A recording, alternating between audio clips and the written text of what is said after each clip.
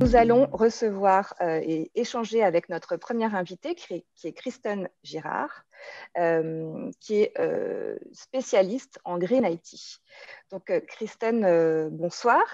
Bonsoir Nadège. Tu peux te présenter déjà et puis nous raconter ton parcours et comment tu en es arrivée aujourd'hui à ce métier que tu fais aujourd'hui. Oui, tout à fait. Donc, bonjour à tous. Donc, je suis Kristen Girard. Effectivement, je vis en Bretagne. Je me suis spécialisée dans la Green IT. Alors, de base, mon métier, c'était webmaster, ensuite développeuse web.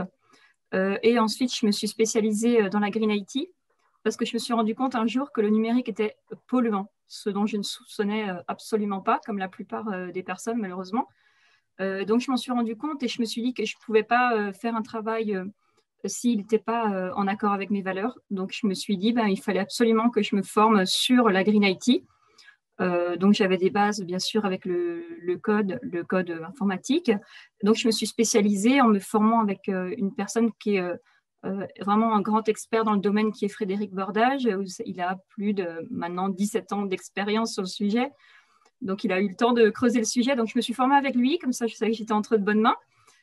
Donc, effectivement, j'ai passé un certificat en éco-conception de services numériques.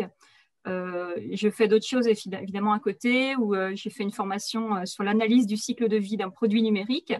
Vous allez le voir ensuite pourquoi les deux sont indispensables, de bien comprendre les deux. Et donc, effectivement, c'est mon travail aussi au quotidien maintenant de concevoir des sites Internet qui sont plus propres, faire des conférences sur la Green IT et intervenir également dans les écoles sur le sujet, parce que c'est un sujet qui est d'avenir et qui nous concerne tous.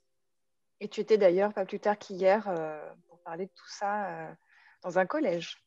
Oui, tout à fait. Hier, j'étais dans un collège, le collège du Guet-Trouin à Saint-Malo, pour parler de l'entrepreneuriat féminin et encore plus dans le numérique où il n'y a pas beaucoup de femmes. Pourtant, voilà, on a fait une conférence dédiée aux femmes dans le numérique. Super. Voilà, en fait, on a toutes des compétences. On est toutes capables de faire du digital. On a toutes notre créativité, nos idées. Donc, tout ça, c'est bon à prendre, le féminin, le masculin. Et en parlant de Frédéric Bordage, on vous mettra dans le chat le lien, parce qu'il a écrit un livre qui est assez connu quand on s'intéresse au sujet, qui s'appelle Sobriété numérique, les clés pour agir. Il date quand même de... Il a rejoint il a créé la communauté Green IT, dont Kristen fait partie, depuis 2004. Donc, c'est vraiment un précurseur sur le sujet. Donc, voilà, je vous invite vivement à lire ce livre et on vous mettra le lien pour trouver les infos dans le chat. Je fais une petite parenthèse. Je suis accompagnée dans cette conférence par Valérie et Marine qui mettent les liens dans le chat et qui, à la fin, nous retransmettront les questions que les auditeurs poseront.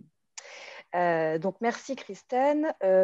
Donc, un site éco-conçu, est-ce que tu peux nous dire quels sont les avantages et les inconvénients pour tes clients quand tu leur proposes un projet, quand tu leur proposes soit de refaire leur site, soit de partir de zéro et de concevoir dès le début un site qui respecte l'environnement. Comment on fait la balance, quoi? Qu'est-ce qui peut les faire aller vers ça, en fait? Oui, alors du coup, par rapport au éco-conception, je voudrais bien expliquer déjà aux personnes qui nous écoutent de quoi il s'agit. Alors, parfois on dit éco-conception, éco-concevoir un site Internet. Alors, le mot n'est pas exact, j'aime pas trop ce mot, parce qu'en fait, on éco-conçoit un service numérique. Pourquoi on éco-conçoit? Parce que dans le mot éco-conception, ça veut dire qu'on va créer un produit, que ce soit un service numérique, un produit textile ou n'importe quel produit, on va créer un produit en réfléchissant sur l'impact environnemental qu'il va avoir. Donc, ça veut dire qu'on va prendre tout le bout de la chaîne, de la naissance à la fin de sa vie, et c'est pareil pour un site Internet. Donc, pourquoi je le précise? Parce qu'aujourd'hui, pour faire un site Internet, il faut se concentrer, et c'est là où on parle de naissance d'un produit, donc éco-concevoir, prendre le début de sa vie. On va se poser la question avec le client, pourquoi vous faites ce site Internet? Quel est le but? Et là, on se retrouve face à un triangle en général où il y a l'expert Green IT, il y a le client qui va donc régler une prestation pour avoir un site Internet, Et il y a l'internaute, bien sûr, qui lui attend des informations pour pouvoir acheter un produit en ligne, prendre des informations, par exemple. Donc là, le but, c'est vraiment de se concentrer sur ce que souhaite l'internaute, de quoi il a besoin pour pouvoir voilà, soit acheter le produit, ou soit avoir les infos, soit contacter l'entreprise qui nous a mandaté pour créer le site. C'est très important. Parce que si on ne se concentre pas sur la demande utilisateur, on va partir dans un site qui va faire plaisir au client, qui va être joli, sympa. Mais au final, est-ce qu'il répond vraiment à la demande de l'internaute? Ça, c'est le plus important, répondre à la demande de l'internaute, de quoi il a besoin.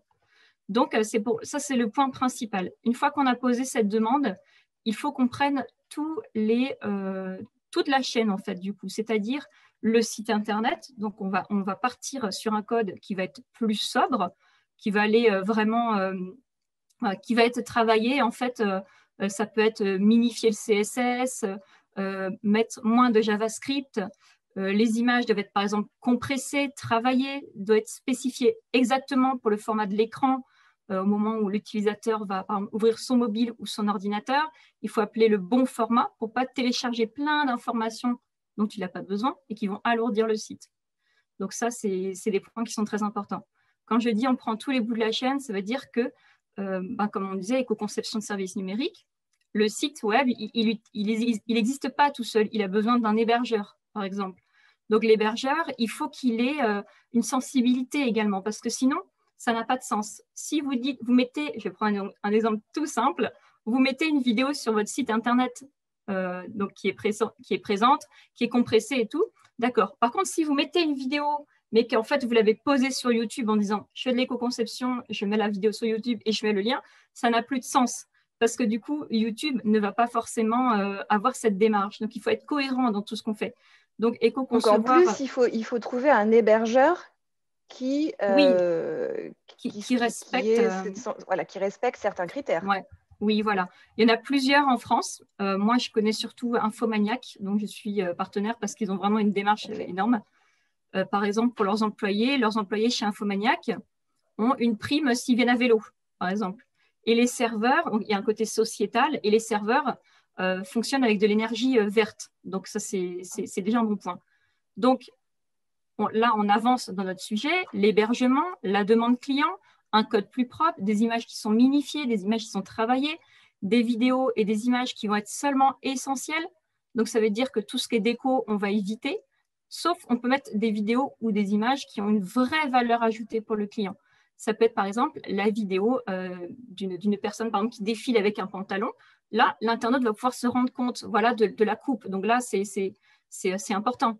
Et d'ailleurs, ça a un impact aussi, parce que si l'internaute ne se rend pas compte de ça, bah, peut-être il va se dire « Ok, ça n'a pas l'air, c'est pas la coupe que je veux, je ne vais pas le commander ». Ça évite de commander plein. Donc, ça veut dire qu'on fait venir des camions, on essaye tout le détail et puis on renvoie tout et encore des camions de pétrole. Donc, il y a vraiment une démarche qu'il faut peser à chaque fois. Donc, en fait, une fois, voilà, ensuite on crée le site.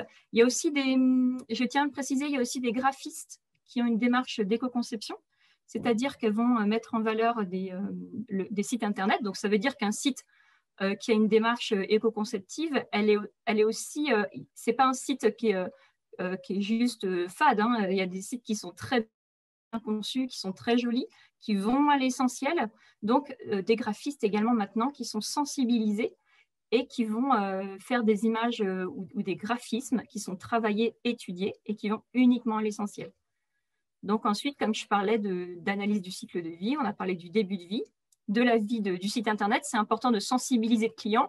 Et là, c'est une partie sur laquelle j'insiste vraiment parce qu'au moment où on livre le site, même si on a travaillé dessus, si la personne, le client, ensuite a la main dessus, il fait ses modifications, s'il n'est pas sensibilisé, il va mettre beaucoup d'images, beaucoup de vidéos. Et en fait, ce qu'on avait créé du début n'existe plus. Donc, c'est très important de discuter avec le client à ce sujet. C'est très important. Et donc, ça veut dire qu'il y a une partie ensuite forcément accompagnement, formation. Si le client, oui. Ou alors si toi, tu continues de mettre à jour le site, bon, ben voilà. Mais si tu livres un site qui doit être ensuite mis à jour par ton client, tu dois le former, tu dois l'accompagner pour qu'il ait les bonnes pratiques, en fait. Oui, c'est nécessaire. C'est nécessaire parce que sinon… ben voilà, il faut vraiment que la personne comprenne les enjeux. Donc, tu me demandais effectivement les atouts pour un client. Alors, il y a quelque chose que j'aime pas trop, mais c'est une démarche aussi où maintenant les gens ils disent voilà, c'est de l'éco-conception. Alors, moi, j'aime pas trop ce terme, mais ce que les gens doivent bien comprendre, c'est qu'effectivement, maintenant, les gens se démarquent aussi de cette façon. Donc, pour le client qui achète le site, c'est une façon de se démarquer. Pour les développeurs qui ont cette sensibilité, c'est une façon de se démarquer face à des potentiels employeurs. Et en fait, j'ai envie de dire, ça fait partie aussi voilà, de toutes nos valeurs à nous en tant qu'humains, d'avoir un avenir qui soit un peu plus joli et qui soit un peu plus en accord avec voilà, toutes nos valeurs à tous, qu'on a tous en commun, ça j'en suis sûre. Donc voilà, c'est des valeurs communes. C'est effectivement montrer à ses clients qu'on se différencie, mais aussi qu'on a pris conscience du problème et qu'on prend à bras le corps. Donc voilà, il y a plein de choses à proposer pour les clients. Et très important également, j'ai souvent la question, donc je vous en fais part ce soir. Parfois, j'ai des clients qui me disent oui, mais alors, qu'est-ce que ça va changer sur mon site? Parce que moi, je vais mettre plein de choses et tout, plein de produits. Alors, qu'est-ce que ça va changer en fait pour moi? Bah, la réponse, elle est toute simple. Et ça va rejoindre un peu ce que va dire Marc tout à l'heure. Ça va permettre de contrer la fracture numérique, pardon. Donc, fracture numérique, c'est-à-dire les gens qui habitent dans des endroits qui sont moins couverts par le réseau et donc ont des difficultés à se connecter. Donc, ça veut dire qu'un site qui est plus sobre, ça veut dire qu'il a un certain nombre d'infos les plus essentielles, donc il va être moins lourd et les personnes, les internautes vont pouvoir facilement plus le charger du coup. Parce qu'on va télécharger, il va être moins lourd, il va être plus accessible, il va être plus rapide. Donc, on lutte contre cette fracture numérique justement en permettant à toutes les personnes de se connecter. Ça peut paraître désuet comme ça, mais c'est très important. Imaginez une personne au fin fond de je ne sais quelle région, je ne vais pas en citer parce que je ne sais pas. Attention à ce que tu dis. Oui, c'est ça, je ne sais pas de quelle région sont les gens. Mais je veux dire, dans une zone où on capte moins bien, imaginez une personne âgée qui doit commander des médicaments, par exemple. Comment est fait si le site de la pharmacie, par exemple, il y a énormément de photos, il est lourd, c'est impossible de le charger? Et ben là, c'est quand même plus qu'embêtant, c'est presque grave. Donc, c'est très important de prendre ça en compte. Et comme dans notre vie au quotidien, il faut vraiment mettre une sobriété sur nos usages et de plus sur ce qu'on propose en tant que professionnel. Est-ce que c'est plus cher? Alors non, c'est pas plus cher. En fait, j'ai envie de dire, ça dépend vraiment du type de site. Les tarifs, ça dépend vraiment du type de site que demande le client. Est-ce qu'il a besoin après de le gérer ou pas? Mais du code, ben voilà, c'est du code. Et après, si on prend les bonnes habitudes dès au moment où on se forme, il n'y a pas de travail supplémentaire parce que ça devient une habitude. Ça devient une habitude et une évidence. Donc voilà. Et juste pour terminer, par rapport à l'analyse du cycle de vie dont je parlais, j'arrive du coup sur la fin de vie d'un site Internet. C'est très important pour les personnes qui ont des blogs en ligne ou d'autres sites. Si vous ne servez plus de ces sites-là, il faut les supprimer parce que du coup, c'est des données qui existent. Ce n'est pas juste voilà, des pages. Hein. C'est des données qui existent dans des data centers. Et plus il y a de données, plus on construit des data centers. Donc, enlevez ces données du site d'Internet si vous n'avez plus aujourd'hui l'utilité.